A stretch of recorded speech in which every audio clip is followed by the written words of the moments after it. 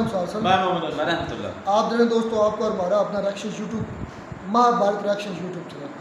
दोस्तों आपकी ये मोहब्बत ही है जो हमें खींच कर ले आई इस साइड। यकीन करें अगर आप मोहब्बत ज़्यादा दिखाएंगे तो हम ज़्यादा से ज़्यादा नेक्स्ट पार्ट इसके करेंगे। आप टाइम फीडबैक हमें अच्छा अपने कमेंट्स में लाजमी फीडबैक दीजिएगा कि आपको हमारा रिएक्शन और वीडियो कैसी लगी, तो उस पर हम मज़ीद और वीडियो लेकर आएंगे। तो दोस्तों महाभारत एपिसोड 181 पार्ट 2 कृष्णा जी ने मतलब उनके लिए की थी प्रिडिक्शंस, यानी कि जो उनके बेटे जंग होनी है, जंग के बाद तबाही आती है, तो अब इसके बाद वो उसका क्या सूरत हाल है तो वो देखते हैं, क्योंकि पहले इसके पार्ट 1 हम देख चुके हैं, ये पार्ट 2 है, तो देखते हैं अब इस पार्ट में क्या चीज़ें देखने को मिलती हैं, फिर बात करते हैं।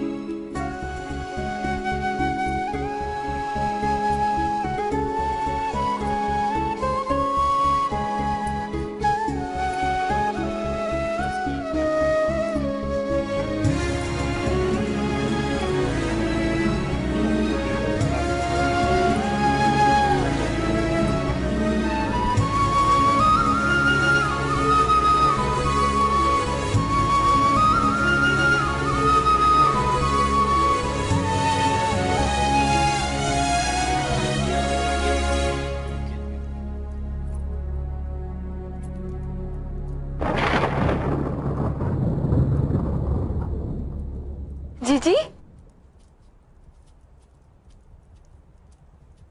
आइए। जीजी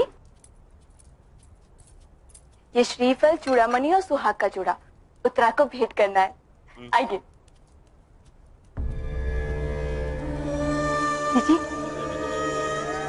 आइए ना।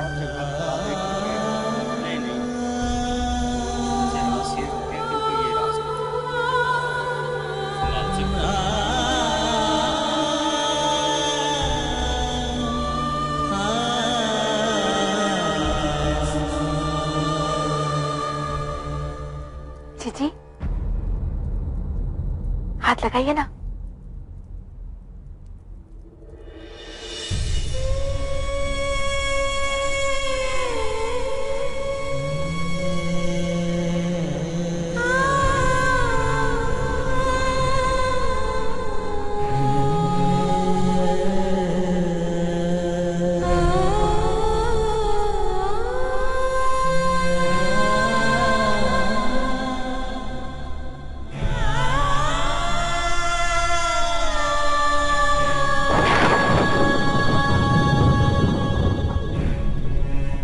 तुम्हारे 5 पतियों को छोड़कर महाराज शांतनु के कुल के सारे दीपक बुझ जाएं।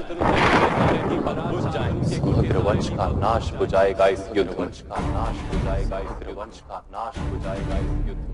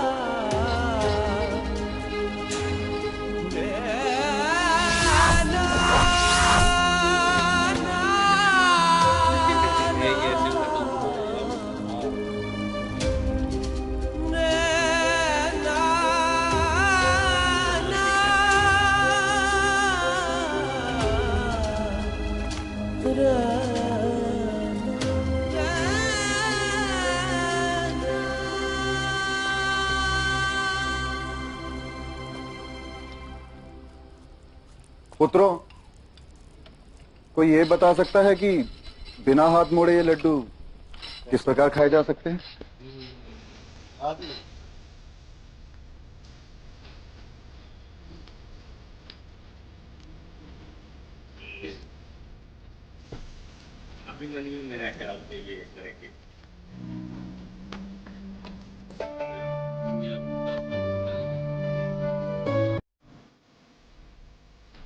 हमारे पुत्र हमारा बालपन लेकर आए। आप कह रहे हो भ्राता भीम? और कुछ वर्षों बाद हमारे पुत्रों को उनकी संतानें बालपन लौटाएंगी, अर्थात हम तो अमर हो गए हमारे पुत्रों के कारण।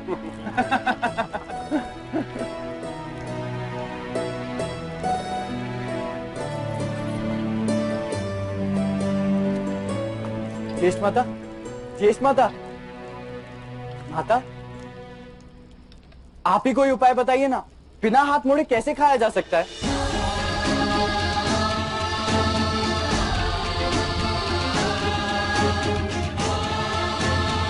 बताइए ना माता। अच्छा, आप आइए, आइए मेरे साथ, आइए, बैठिए। बताइए ना ज्येष्ठ माता, बिना हाथ मोड़े कैसे खाएं हम?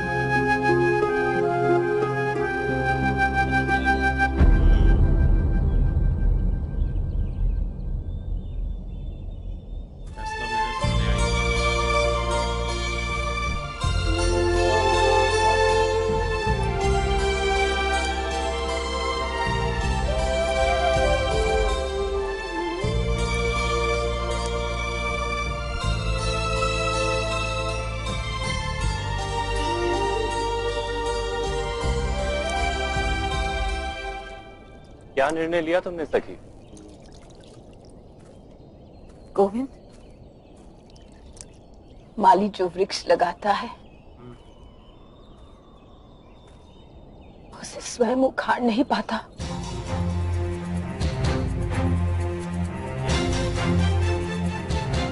मैं अपने पुत्रों की मृत्यु किस प्रकार देख पाऊंगी?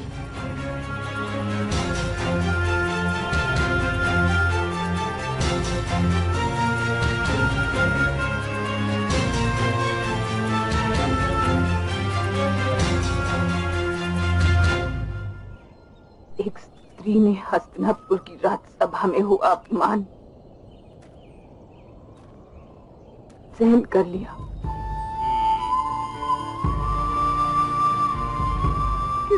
माता अपने पुत्रों का वध नहीं सहन कर पाएगी गोविंद।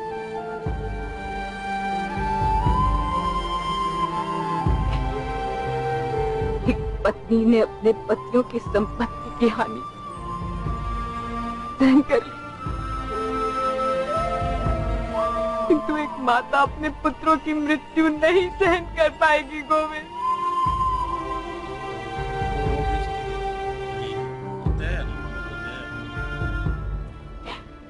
मैं सारे अपमान भूल जाने को सज्ज हूँ गोविंद। सारी संपत्ति, साम्राज्य, सब कुछ त्याग देने को सज्ज हूँ मैं गोविंद। किंतु नहीं, मैं अपने पुत्रों को रणभूमि में नहीं भेज सकती।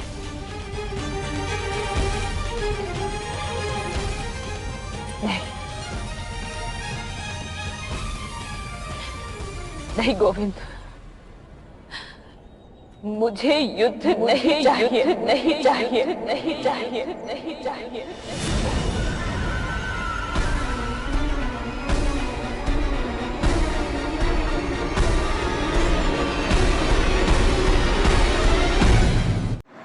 तो जी दोस्तों, वो क्या कहते हैं कि एक शेर भी है, उम्र दराज मांग कर लाए थे 4 दिन, 2 आरजू में कट गए 2 इंतज़ार में।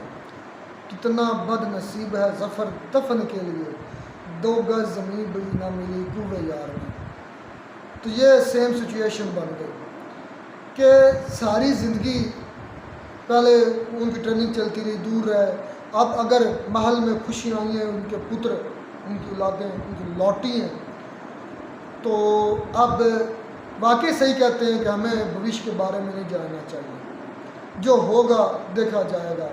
बड़ी बहुत ऐसी तल्ख हकीकतें होती हैं जो कि हम बर्दाश्त नहीं कर सकते। अब उसको पता चल गया।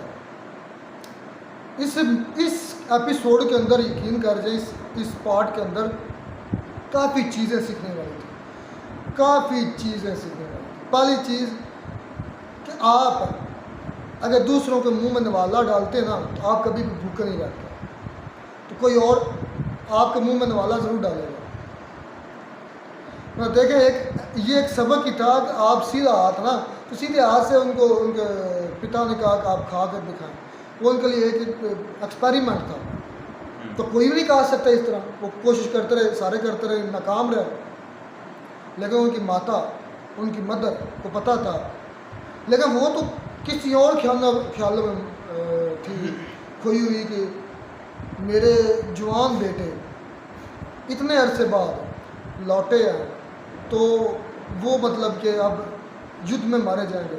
लेकिन वो उन्होंने फिर उसने जाकर इसमें जो क्लिप ये दिखाया गया ना, उसमें ये बात पहले उन्होंने बताई है कि आपको फ्यूचर के बारे में नहीं जानना चाहिए। असल में भाई मेरे इसमें पता क्या सबक था कि आप अगर खुद नहीं खा सकते, या आप चाहते हैं कि आपके मुंह में भी नवाला पहुंच जाए, तो आप दूसरों के मुंह में नवाले डालें। ये भी बात थी, लेकिन सबसे पहले ये फिर एंड पर जो उसने कहा कि मुझे युद्ध नहीं चाहिए। युद्ध हमेशा क्या लाता है? तबाही। तो उसको पता चल गया था जब महल में इतनी ज़्यादा खुशियाँ चल रही थी, हर तरफ जो उनके महल वाले थे खुशियाँ देख रहे थे, तो युद्ध क्यों वो चाहेगी? तो इसी वजह से, इस परेशानी की वजह से वो कृष्णा के पास आती है और उन्हें बोलती है एंड पे कि मुझे युद्ध नहीं चाहिए, मुझे ये लड़ाई नहीं चाहिए। उसको पता था, उसे जब पहले कृष्णा ने बताया था तो वो बिल्कुल डर गई थी उस वक्त। और दोबारा जब वो महल में गई, वहाँ सारी खुशियाँ देखी, रेल पेल देखी लोगों की और हंसते मुस्कुराते, तो उसको आकर फिर उसने बयान किया है कि मैं ये लड़ाई नहीं चाहती, क्योंकि लड़ाई में कुछ बचता ही नहीं है। यार यहाँ पर तो फाइट होना जो है ना, वो तो होनी ही होनी है, क्योंकि दूसरी तरफ से जो है इनके जो अगेंस्ट है उसका नाम है दुर्योधन। हाँ, दुर्योधन। एक तो आपको हर यार नाम बहुत डिफिकल्ट है। कौरव और पांडव है, और कौन है? बस कौरव कह दो, पांडव कह दो। वो जो है ना इनके बहुत ज़्यादा अगेंस्ट है, और वो हर हाल में चाहेगा कि इनसे लड़ाई हो, और बदले में वो जीतने के बाद जो है ना खुद बादशाह बने, उसके बाद अपना बेटा और उसके बाद अपना पोता जो है, बेटे का बेटा जो लालच है। लालच है। लेकिन ये तो क्लियर है कि लड़ाई जो है वो होनी है, इसका और कोई हल नहीं है। कितने खूबसूरत कड़ी क्योंकि भाई लड़ाई के बगैर कोई प्यार मोहब्बत से दे ही नहीं सकता। चलें जी, इसकी अब नेक्स्ट पार्ट में देखते हैं कि क्या बनता है। अभी तक तो रिक्वेस्ट कर रही है कि मुझे ये युद्ध नहीं चाहिए, तो होने को तो कोई ना टाल सकता, भविष्य तो नहीं कोई तब्दील कर सकता, मुस्तकबिल तो नहीं कोई बदल सकता। हाँ देखो अब इस नेक्स्ट क्या पार्ट आता है, तब तक गॉड ब्लेस।